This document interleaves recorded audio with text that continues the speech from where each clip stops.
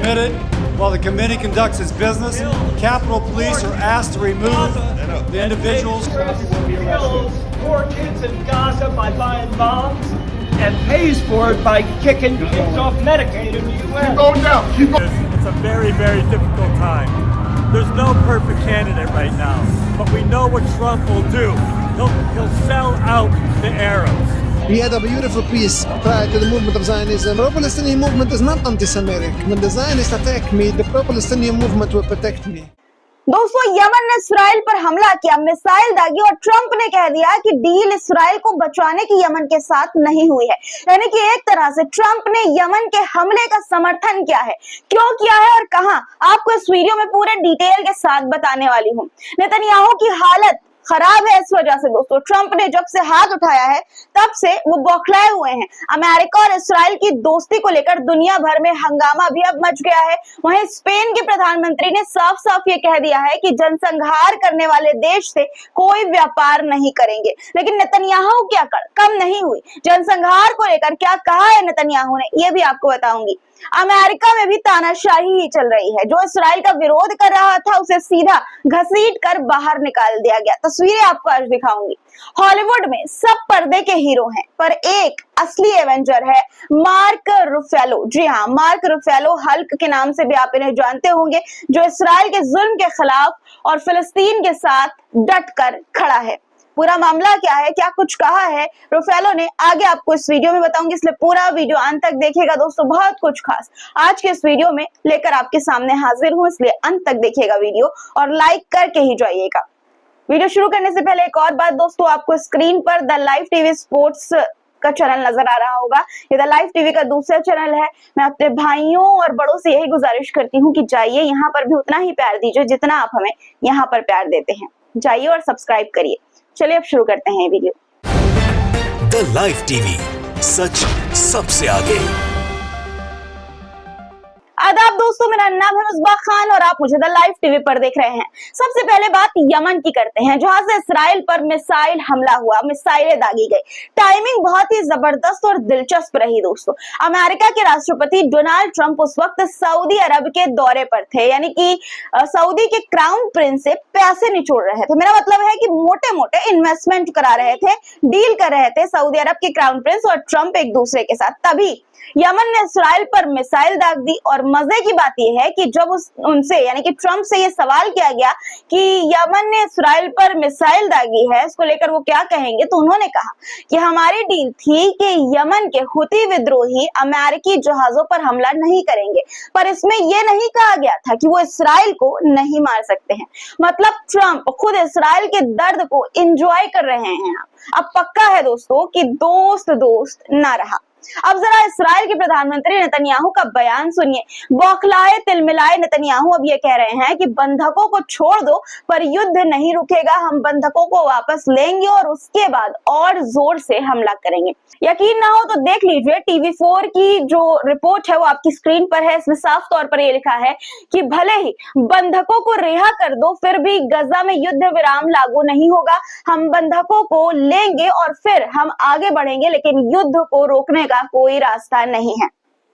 दूसरी तरफ अमेरिका में एक शख्स ने सच्चाई बोलने की हिम्मत की है। Ben and Jerry ice cream company के को-फाउंडर ने सीनेट की सुनवाई के दौरान ये कहा कि कांग्रेस गरीब बच्चों को मेडिकेड से हटा रही है ताकि वो इसराइल को बम खरीदने के लिए पैसा दे सके, और उन्हीं बमों से गजा के बच्चों पर बम बरसाए जा रहे हैं, मतलब कि उनको मारा जा रहा है, शहीद किया जा रहा है। जवाब में क्या हुआ पता है?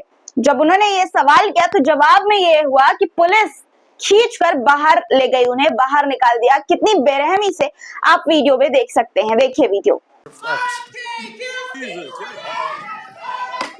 Permitted while the committee conducts its business.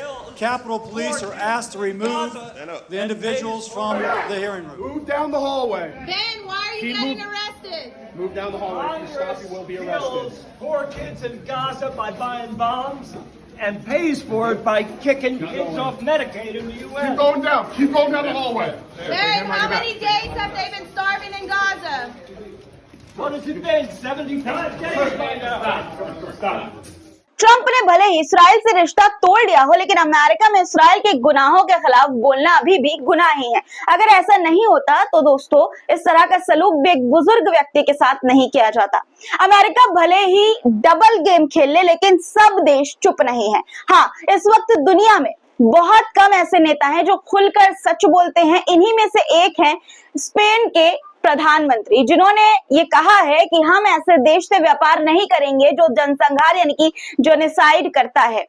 यानी दोस्तों साफ साफ ये कहा गया कि अगर इसराइल गजा में बच्चों और मासूमों को मारता रहेगा तो स्पेन उसके साथ कोई कारोबार व्यापार नहीं करेगा। उनके शब्दों ने पूरी दुनिया का ध्यान खींचा है। जहां कुछ देश इसराइल को बम और पैसा दे रहे हैं, वहीं स्पेन ने इंसानियत को चुना। स्पेन के प्रधानमंत्री ने यह भी कहा है कि गजा में जो हो रहा है वो सिर्फ युद्ध नहीं, वो जनसंहार है, जेनोसाइड है, मासूमों का कत्लेआम है।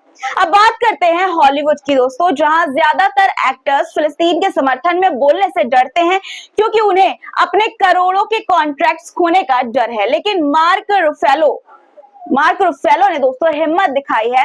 हल्क का रोल करते हुए आपने इन्हें देखा होगा, हल्क के नाम से ही आप इन्हें जानते हैं। उन्होंने साफ तौर पर यह कहा कि फिलिस्तीन को सपोर्ट करना इंसानियत है और इसराइल की नीतियां जालिम हैं। यकीन ना हो तो सुन लीजिए। Hard time, and it's a very, very difficult time. There's no perfect candidate right now, but we know what Trump will do. He'll sell out the Arabs.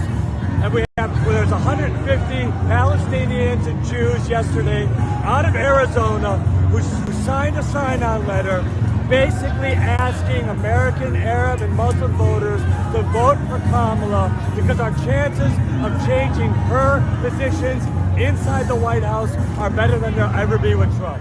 अब ये कहने में कोई गुरेज नहीं है कि the only real Avenger is mark Ruffalo.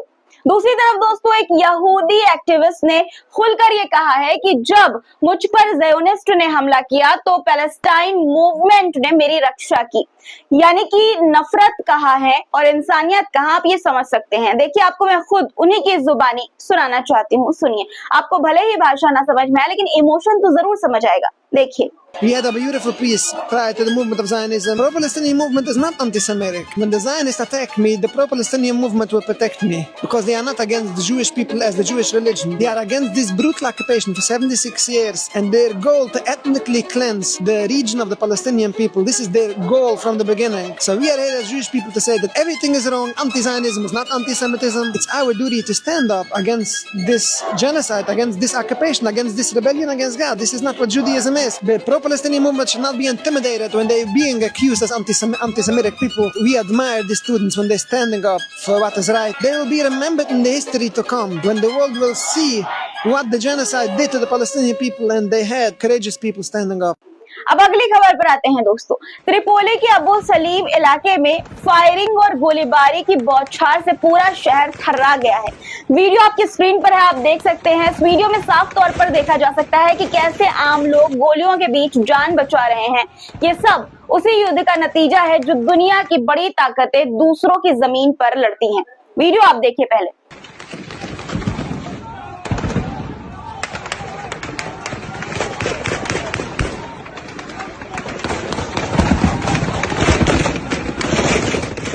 अब बात ओबामा की करते हैं दोस्तों। सोशल मीडिया पर एक एडम नाम के शख्स हैं जिन्होंने ओबामा को लेकर कुछ बातें लिखी हैं। अंग्रेजी में उन्होंने लिखा है, आपकी स्क्रीन पर ट्वीट है, मैं आपको इसका हिंदी अनुवाद फटाफट बता देती हूँ। वो लिखते हैं कि ओबामा को शांति का प्रतीक बताया गया, लेकिन हकीकत लीबिया जो एक समय अफ्रीका का सबसे खुशहाल देश था, उसे ओबामा ने नाटो के साथ मिलकर तबाह कर दिया। लोगों के घर बर्बाद हुए, बच्चे अनाथ हुए और आज लीबिया एक जंग से जूझता देश बन चुका है। सीरिया पर उन्होंने इतने बम गिराए कि अमेरिका का बम स्टॉक ही खत्म हो गया। He literally ran out of bombs। और आज भी कुछ लोग उन्हें महान कहते हैं, यानी कि ओबामा को महान कहते हैं। ये एडम नाम के एक शख्स ने लिखा। अब दोस्तों इस पर आपकी क्या राय है, कमेंट में अपनी राय जरूर लिखिएगा। आज के लिए इतना ही, फिर मुलाकात होगी आपसे कुछ नए मुद्दों के साथ, कुछ दिलचस्प और सच्चे मुद्दों के साथ। तब तक के लिए अपना ख्याल रखिएगा, क्योंकि ख्याल रखना बहुत जरूरी है। खुदा हाफिज।